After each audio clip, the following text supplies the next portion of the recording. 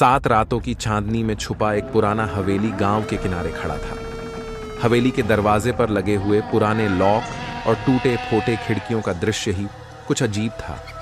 गांव वाले इसे भूतिया हवेली कहते थे। एक रात गांव का एक युवक राज और उसके दोस्तों के बीच चर्चा हुई कि क्या यह सच है कि हवेली में एक प्यासी आत्मा रहती है। राज ने यह बात अच्छी तरह से नकारात्मक रूप से खारिज की और उसने ठान लिया कि वह और उसके दोस्त रात के समय हवेली में घुसेंगे। रात के अंधेरे में तीनों ने लाइट्स और टॉर्चेस के साथ हवेली की ओर बढ़ते हुए देखा कि वहां कुछ अजीब आवाजें सुनाई दे रही थीं। उनकी दिल लगी बढ़ती गई, लेकिन राज ने अपनी हिम्मत बनाए रखी। हवेली के अंदर घूमते समय उन्होंने एक पुराने कमरे की ओर मोड़ा, जहां एक विशाल पुरानी तस्वीर थी। तस्वीर में एक हसीना लड़की की मुस्कान दिख रही थी, लेकिन उसकी आंखें कुछ अजीब सी थीं। राज ने उसे ध्यान से देखा और फिर बातचीत करने का फैसला किया।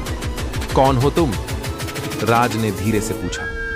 एक विचारशील आवाज ने जवाब दिया, मैं एक प्यासी आत्मा हूं जो इस हवेली में अपनी 4 धामी तलाश रही है। मेरा रहने का कोई स्थान नहीं है। राज ने समझाया, तुम्हें शांति मिलेगी, तुम्हें यहां रुकने की जरूरत नहीं है। प्यासी आत्मा ने गुस्से से कहा, मेरी प्यास को कोई नहीं बुझा सकता। मुझे मेरा सुख तब मिलेगा जब कोई मेरे खोने का रहस्य सुलझा देगा। राज ने देखा कि आत्मा की आंखों में एक अनगिनती की बात है। उसने अपने दोस्तों से कहा, हमें उसकी मदद करनी चाहिए।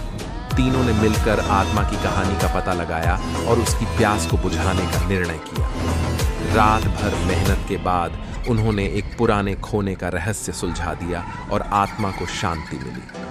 अगली सुबह हवेली की हवा में